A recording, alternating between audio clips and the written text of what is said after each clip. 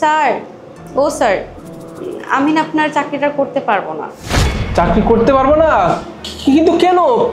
হঠাৎ কি এমন হয়ে গেল যে চাকরি করতে যাচ্ছ না তুমি? স্যার, হয়েছে কি, অন্য একটা কোম্পানিতে না আমার চাকরি হয়েছে, সেখানে আমার অনেক টাকা স্যালারি দিবে। আর আপনার স্যালারি দিয়ে তো স্যার আমি ঠিক মতো চলতে ফিরতে পারতেছি না বলেন। আর আপনি তো জানেন ঢাকা শহরে এত খরচ, এই টাকাটা দিয়ে না আমার সংসারটা ঠিক মতো চলতেছে না। তাই আমি ভেবেছি আপনার চাকরিটা ছেড়ে দিয়ে আমি ওই কোম্পানিতে চাকরি করব। ও, এই ব্যাপার। মানে সামান্য স্যালারি ইস্যুর জন্য তুমি চাকরিটা ছেড়ে দিবা? আর আমরা তো ফ্রেন্ড, মানে ফ্রেন্ড হয় নাই, মানে মনের মধ্যে তো একটা ফ্রেন্ড ফ্রেন্ড ব্যাপার আছে নাকি? আমার আর তোমার ফ্রেন্ড হয়নি, হয়ে যাবো, কোনো সমস্যা নেই। কিন্তু তুমি তো আমাকে একটা বার বলতে পারতা নাকি যে তোমার স্যালারি নিয়ে পোষাচ্ছে না, তাহলে আমি তোমাকে স্যালারি বাড়িয়ে দিতাম। আচ্ছা বাদ দাও, তোমাকে আমি স্যালারি কত দিই জানো প্রতি মাসে? আর কত? 50K। এই 50,000 টাকা দিয়ে কি স্যার হয় বলেন? এই যুগে তো 50,000 টাকা কিছুই না, তার মধ্যে আবার ঢাকা শহরে। 50K, 50,000। আচ্ছা যাও, তোমার আমি স্যালারি ডাবল করে দিলাম, 1 লাখ, ঠিক আছে? 1 লাখ টাকা স্যালারি করে দিলাম। এখন তো আর বলবে না যে তুমি চাকরিটা ছাড়তে চাচ্ছ না নাকি? আহা, চুপ করে কেন আছো? আমি তো বললাম যে আমি তোমার স্যালারি বাড়িয়ে 1 লাখ করে দিয়েছি, মানে ডাবল করে দিয়েছি। এবার তো অ্যাটলিস্ট বলো না যে তুমি চাকরিটা ছেড়ে দিতে চাও। আর তোমার মতো সুন্দরী একজন এমপ্লয়ি যদি এই অফিসে কাজ না করে, তাহলে অফিসের মান সম্মান কি থাকে বলো? অফিসে তো তুমিই একমাত্র মেয়ে এমপ্লয়ি, এত সুন্দরী একজন এমপ্লয়ি, তুমি তো অফিসটাকে মাতিয়ে রাখো, তাই না? তুমি যদি না থাকো তাহলে আমার কি হবে বলতে? ধরো তুমি তো আমার পছন্দের একজন এমপ্লয়ি, আমরা দুজন তো ফ্রেন্ড হই নাই এখনো, হয়েও যাবো, মানে মনের মধ্যে তো একটা ফ্রেন্ড ফ্রেন্ড ব্যাপার আছে নাকি? এইবার অন্তত বলো না যে তুমি চাকরিটা ছেড়ে দিতে চাও, প্লিজ। কিন্তু স্যার, আমার না আরেকটা সমস্যা আছে জানেন তো। আবার সমস্যা? কি সমস্যা শুনি? স্যার, আপনি তো জানেন আপনার অফিস থেকে আমার বাসাটা অনেক দূরত্ব। এই দূর থেকে আসা যাওয়া করাটা না খুবই সমস্যা হচ্ছে। তার উপর এত গরম, দেখেন না আমার চেহারাটা একদম পুরো নষ্ট হয়ে গেছে। ও, যাওয়া আসা সমস্যা হয় না? তাহলে তো বিশাল বড় সমস্যা। চাকরিতে যাওয়া আসা সমস্যা হলে তো অনেক বড় হ্যাসেল হয়। আচ্ছা কাজ করো, শোনো, কোনো সমস্যা নেই। তোমার যাওয়া আসা সমস্যা হচ্ছে, আমি আছি তো বোকা মেয়ে, আমাকে বললেই পারতা। এর জন্য চাকরি ছেড়ে দিয়ে আসো, মানে এটা তো হয় না। না, তুমি এক কাজ করো, তোমার যেহেতু তুমি বললা যে তোমার যাওয়ার সাথে অসুবিধা হচ্ছে, আমি তোমাকে একটা গাড়ি গিফট করে দিই, বুঝছো? সুন্দর দেখে একটা গাড়ি। ওই গাড়িতে করে তুমি যাতায়াত করবা, প্রতিদিন অফিসে আসবা, অফিসে এসে বাসায় চলে যাবা, তাহলে তো সমস্যা হবে না। কিন্তু প্লিজ অ্যাটলিস্ট এটা বলো না যে তুমি চাকরিটা করতে চাও না। হ্যাঁ ঠিক আছে স্যার, চাকরি ছাড়বো না। আপনি যেহেতু আমাকে গাড়ি দিচ্ছেন, স্যালারি বাড়িয়ে দিচ্ছেন, কিন্তু তারপর না স্যার আরেকটা সমস্যা আছে। সমস্যা? আবার সমস্যা? সমস্যা না, বলো কি সমস্যা, একটু শুনি। কি সমস্যা আসলে স্যার, আমি যে বাসায় থাকি, মানে যে ফ্ল্যাটটাতে, সেই ফ্ল্যাটটা না খুব ছোট। আর আমরা তো যৌথ ফ্যামিলি, সবাই মিলে ওখানে থাকা না খুব গ্যাদারিং হয়ে যাচ্ছে। তার মধ্যে সারাদিন অফিসে এসির ভিতরে থাকি, তো বাসায় যে না এসি নেই, খুব কষ্ট হয়ে যায়।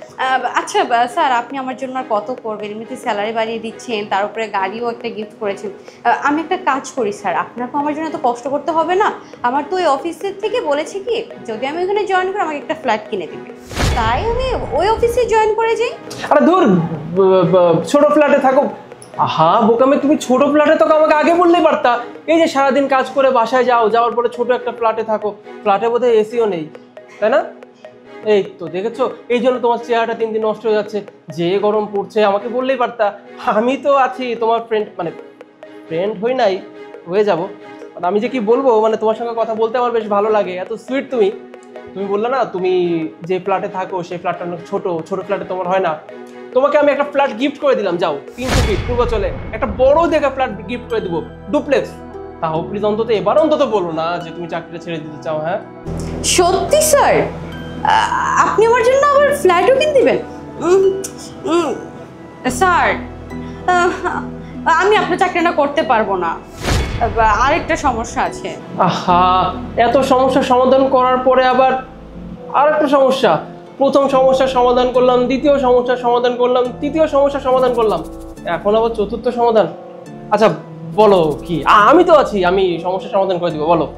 স্যার, আপনার এখানে অনেক টাইম ধরে ডিউটি করতে হয়, আর আমি যেখানে এখন চাকরি পেয়েছি সেখানে বলেছে যে এত লং টাইম ধরে আমাকে ডিউটি করতে হবে না। যখন ইচ্ছে গেলাম, আবার নিজের মতো করে আমি সময়ও কাটাইতে পারলাম। তাই ভেবেছি স্যার আমি আপনার চাকরিটা করবোই না, ছেড়ে দিব। তাই? চাকরি করতে চাও না, ঠিক আছে করো না, সমস্যা কি? বোকা মেয়ে, বললাম এত ঘন্টা চাকরি করার দরকার নাই। তুমি ডিউটি টাইম কমিয়ে আনো। আমাদের অফিসের ডিউটি টাইমটা 10 ঘন্টা না। তুমি এক কাজ করো, কালকে থেকে 5-6 না, তুমি এক কাজ করো, কালকে থেকে তুমি 4 ঘন্টা অফিস করবে, বুঝতে পেরেছো? তুমি 9টার দিকে আসবে, মনে করো 12টা অথবা 1টার দিকে চলে যাবে, ঠিক আছে? হাফ বেলা তুমি অফিস করবে। যাও, এবার তো খুশি? এবার তো অন্তত না করো না। দেখো, after all we are friend, মানে ফ্রেন্ড হয়ে নাই, হয়ে যাবো, মানে মনের মধ্যে একটা ফ্রেন্ড ব্যাপার আছে তো নাকি? এবার অন্তত বলো না যে তুমি চাকরি করতে চাও না। সত্যি স্যার, আপনি আমার সকল শর্ত মেনে নিলেন? ও মাই গড স্যার, তাহলে আমি আপনার চাকরিটা আজ ছাড়ছি না। You are so sweet. ঠিক আছে, অনেক বড় বাঁচালে তুমি আমাকে। তুমি এসে হুট করে বললে তুমি চাকরি করতে চাও না, আমি না ভয় পেয়ে গেছিলাম। এবার তো খুশি? আমি এখন যাচ্ছি স্যার, তাহলে কালকে ঠিক টাইম অফিসে চলে আসবো। Bye sir. ঠিক আছে। পুরা পরি একটা, পরি না মহাপরি, অস্থির। স্যার, আপনার সাথে কিছু কথা আছে। এই, এভাবে দাঁড়িয়েছো কেন? সোজা হয়ে দাঁড়াও। আর আমার রুমে এসে সালাম কই, সালাম দিবে কে? স্যার আসসালামু আলাইকুম। ওয়ালাইকুম আসসালাম। কি বলতে আসছো বলো? স্যার, আমি আপনার চাকরিটা করতে পারবো না, আমার খুব সমস্যা হচ্ছে। চাকরি করবে না? ঠিক আছে, এক কাজ করো, কালকে রিজাইন লেটার জমা দাও, আর আসার দরকার নেই কালকে থেকে অফিস। এ কি স্যার, যখন জুই ম্যাডাম আপনাকে বললো সে চাকরিটা করবে না, আপনি জুই ম্যাডামের জন্য কত কি করলেন, গাড়ি দিলেন, বাড়ি দিলেন, এবং কি ডিউটি টাইমও কম করে দিলেন, তাহলে আমার বেলায় এমন হচ্ছে কেন স্যার? ও হচ্ছে একটা সুন্দরী মেয়ে, পরির সাথে কেউ ওইভাবে কথা বলে? বোকা ছেলে। দেখেছো কত সুন্দর পরিপাটি শাড়ি পরে এসছে, এসে কতগুলো আবদার বললো। ওর মতো সুন্দর একজন মানুষ সামনে এসে যদি কোনো আবদার করে, সে আবদার কোনো পুরুষ মানুষ না রেখে থাকতে পারে? বোকা, হ্যাঁ? আমার জায়গায় তুমি থাকলে পারতা না। ওর সঙ্গে তোমার তুলনা করে লাভ নেই, বুঝতে পেরেছো? হচ্ছে পরি, আর তুমি একটা কেডি, ওর সঙ্গে তোমার তুলনা হয়? আসছে। বাহ স্যার বাহ, আজকে সে নারী বলে সুযোগ সুবিধা পাচ্ছে, আর আমরা পুরুষ বলে আমরা কোনো সুযোগ সুবিধা পাবো না স্যার? তোমার চাকরি করার দরকার না, তুমি চাকরি করো না, কালকে থেকে অফিসে এসো না। আমি নতুন করে নিয়োগ বিজ্ঞপ্তি দিব, তোমার জায়গায় অন্য একজন মানুষকে রেখে দেবো, সিম্পল। দূর স্যার, আপনার চাকরি আমি সত্যিই করবো না, আপনি থাকুন আপনার সুন্দরী কলিগ নিয়ে। তার মানে কোত্থেকে যে এরা আসে অফিসে কিছুই বুঝতে পারি না।